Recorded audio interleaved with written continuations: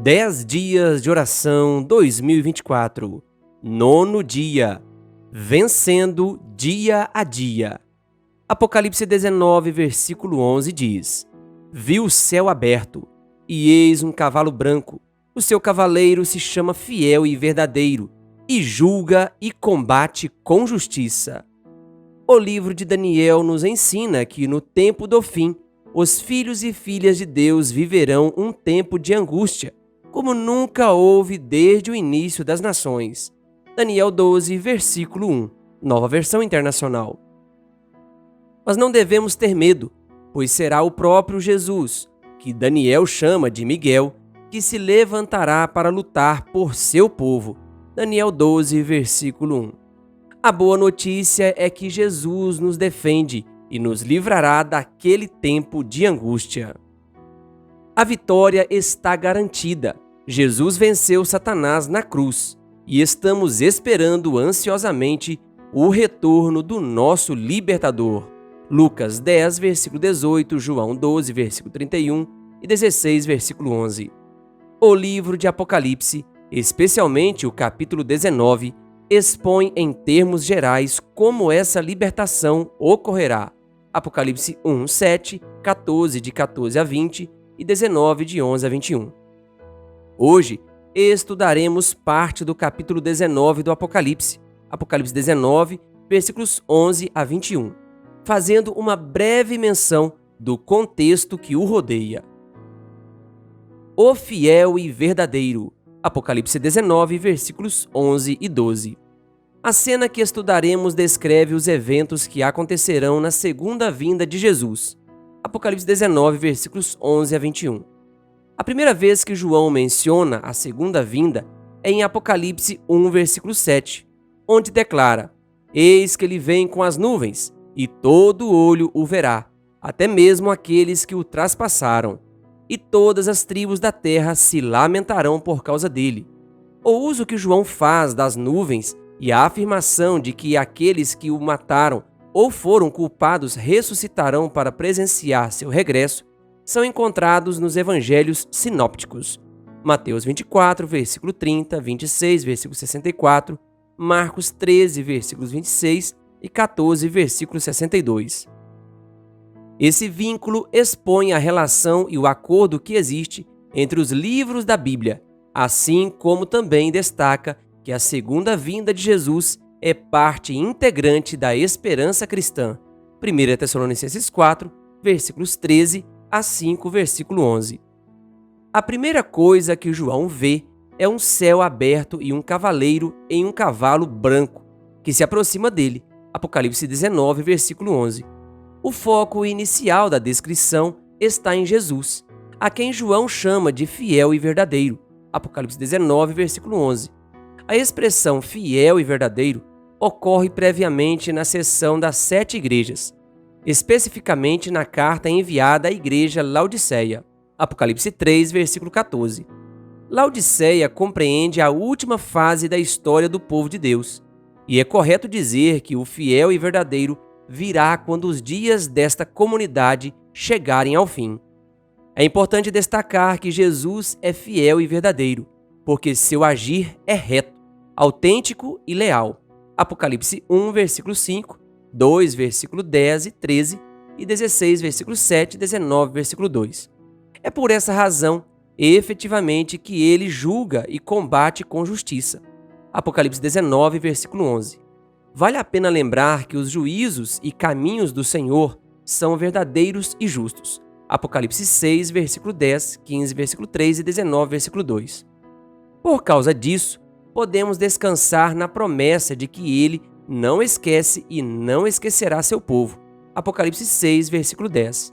E que o libertará no momento oportuno. Daniel 12, versículo 1. A descrição que João faz de Jesus também inclui alguns detalhes de sua aparência física. A primeira coisa que notamos é que Jesus tem olhos como uma chama de fogo, uma imagem que ocorre juntamente com outros detalhes na revelação que ele faz de si mesmo no início do livro, Apocalipse 1, versículo 14.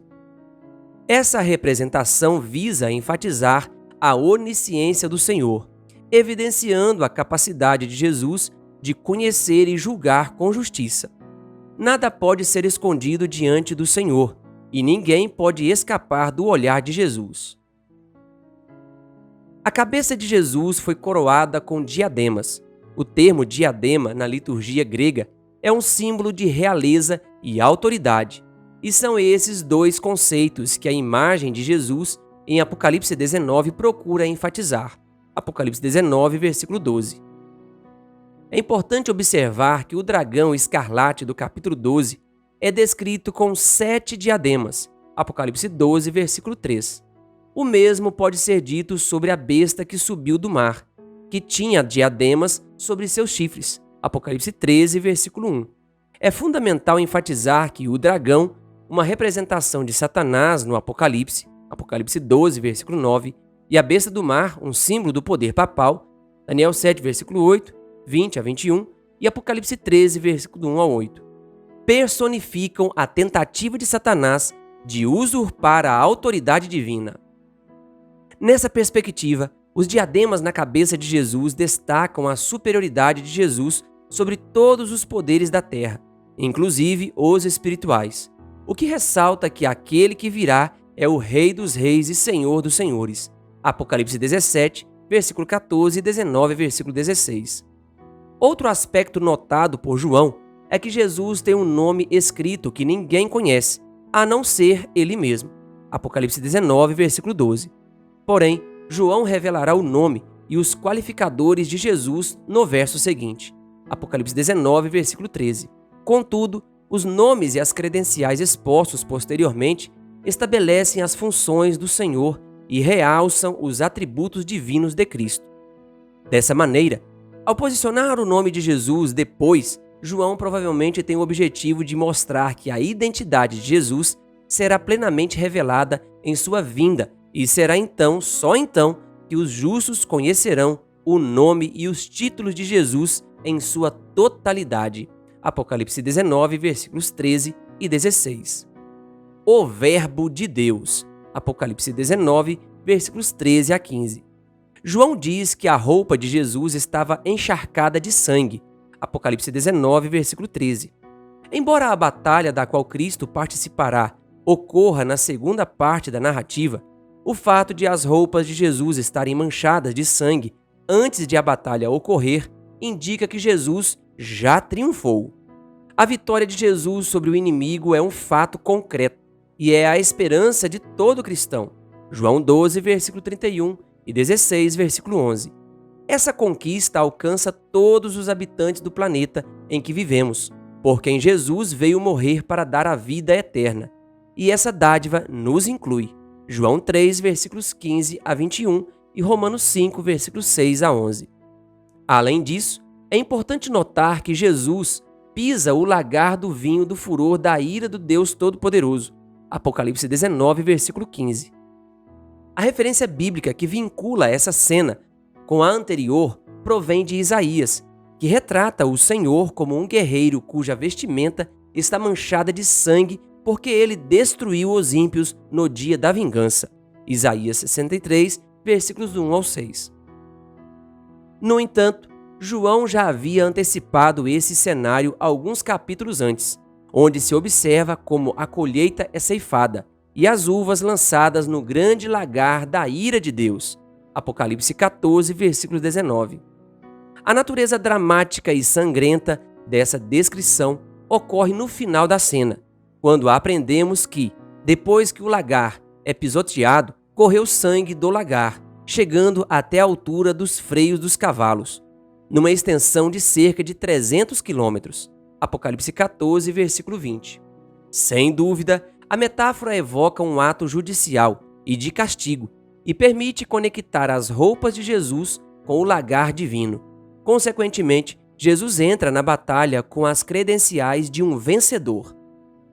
Agradeçamos a Jesus por isso, pois ele se encarnou, tomou nosso lugar e venceu. Um detalhe vital é observar que a espada, como João nos informa, mas sai de sua boca. E aprendemos que é com ela que Jesus ferirá as nações. Apocalipse 19, versículo 15. Já no primeiro capítulo do livro, João nos diz que da boca de Jesus saía uma afiada espada de 2 gumes.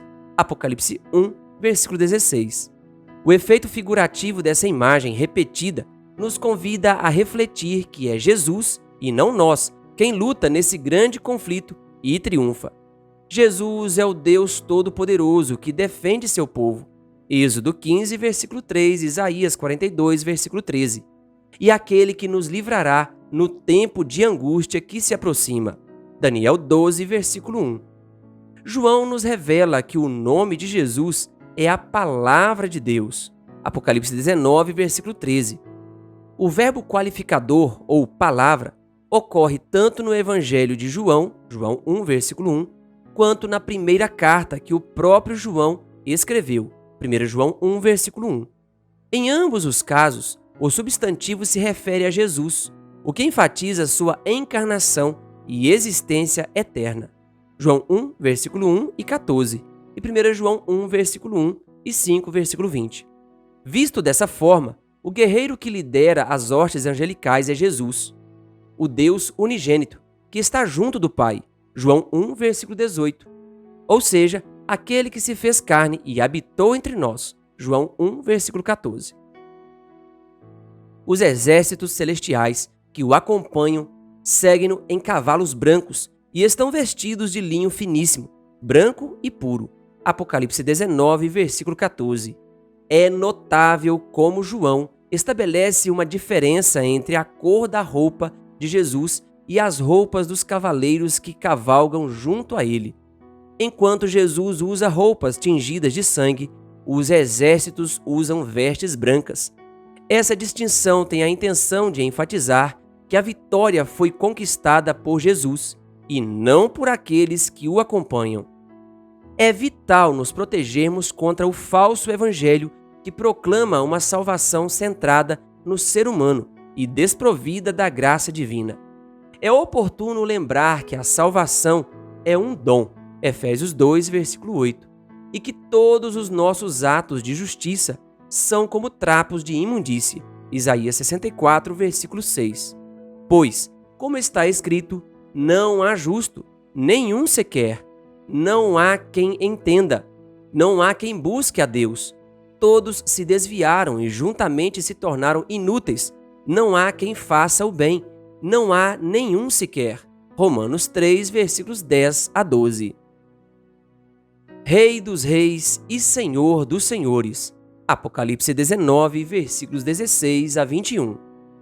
João nos diz que Jesus também recebe outro nome, Rei dos reis e Senhor dos senhores. Apocalipse 19, versículo 16. Esse nome está escrito em suas roupas e em sua coxa, o que revela a identidade divina de quem o carrega. No livro de Deuteronômio, o qualificativo é aplicado ao Deus eterno, o Senhor, que é Deus dos deuses e o Senhor dos senhores, o Deus grande, poderoso e temível. Deuteronômio 10, versículo 17. Ver também 1 Timóteo 6, versículo 15. Essa é a identidade revelada do guerreiro, cujo nome será tornado conhecido quando Jesus, o Rei dos Reis, retornar em glória e majestade. Ao retratar a segunda vinda de Jesus, o Apocalipse utiliza uma linguagem metafórica para descrever o enfrentamento e o destino dos inimigos de Deus. Em primeiro lugar, a derrota dos ímpios recebe o nome de a grande ceia de Deus. Apocalipse 19, versículo 17. Os convidados para essa ceia são as aves que voam no meio do céu e que um anjo convoca para que desçam para comer carne de reis, carne de comandantes, carne de poderosos, carne de cavalos e seus cavaleiros, carne de todos, quer livres, quer escravos, tanto pequenos como grandes. Apocalipse 19, versículo 18. A cena tem a intenção de advertir homens e mulheres que vivem longe de Deus e convidá-los a imaginar vividamente o que acontecerá com eles se não se arrependerem. Além disso, a descrição mostra como, no julgamento divino, não há distinção de classe política ou social.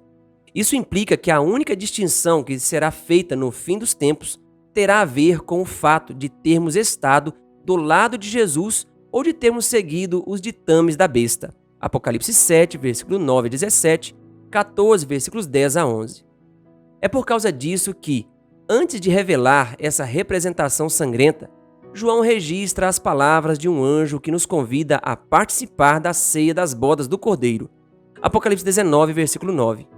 É possível, inclusive, ouvir a voz dos que louvam a Deus no céu, que clamam em grande voz: alegremo-nos, exultemos e demos-lhe a glória, porque chegou a hora das bodas do Cordeiro, e a noiva dele já se preparou. Apocalipse 19, versículo 7. Eu e vocês fomos convidados para participar desse jantar, e não para fazer parte do lanche das aves de rapina. Apocalipse 19, versículo 17 e 18. Os inimigos de Deus são identificados por João como a besta e os reis da terra, que lutam junto aos seus exércitos. Apocalipse 19, versículo 19. Todos eles se reúnem para fazer guerra contra aquele que estava montado no cavalo e contra o seu exército. Apocalipse 19, versículo 19. Entretanto, conforme previsto anteriormente por João, embora os inimigos do Senhor se levantem para lutar contra o Cordeiro os vencerá, pois é o Senhor dos senhores e o Rei dos reis. Serão vencedores também os chamados eleitos e fiéis. Apocalipse 17, versículo 14. E de fato, é isso que finalmente acontece. Enquanto a besta e o falso profeta são presos e lançados em um lago de fogo que arde com enxofre, os reis e seus exércitos são mortos com a espada que saía da boca daquele que estava montado no cavalo. E todas as aves se fartaram das suas carnes. Apocalipse 19, versículo 21. É importante destacar que a besta e o falso profeta são os mesmos personagens que perseguem e angustiam o povo de Deus no tempo do fim. Apocalipse 13, versículo do 1 ao 8 e de 11 a 18. A união babilônica, da qual essas duas bestas fazem parte, ataca a liberdade de consciência dos filhos e filhas de Deus, forçando-os a receber uma marca. Apocalipse 13, versículos 15 a 17, 14, versículos 10 a 11 e 19, versículo 20. É nesse contexto que a vinda de Jesus acontece, mostrando-nos que é o Senhor que cuida e libertará seu povo. Conclusão: no tempo do fim, o povo de Deus será exposto a um tempo de angústia, como nunca houve desde o início das nações até então. Daniel 12, versículo 1. Será Jesus, a palavra e Rei dos reis, que libertará o povo de Deus daquela tribulação. É importante destacar que Jesus já venceu e que os filhos e filhas de Deus receberão o dom da salvação devido ao sacrifício de Cristo. Convite! O regresso de Jesus é a única esperança que nós, os crentes, possuímos e que nos convida a ansiar por esse dia. Aliás, a vinda de Jesus é o único evento que terá o poder de acabar com a aflição que hoje e no futuro, ainda mais vividamente, experimentaremos todos os dias. Oremos, não apenas para estar preparados para esse dia, mas também para que Jesus venha logo. Mateus 6, versículo 10 e Lucas 11, versículo 2. Querido ouvinte, que Deus lhe abençoe. Se você ainda não é inscrito no canal O Bom da Bíblia no YouTube, se inscreva e ative o sininho das notificações. Canal O Bom da Bíblia, compartilhando a Palavra de Deus.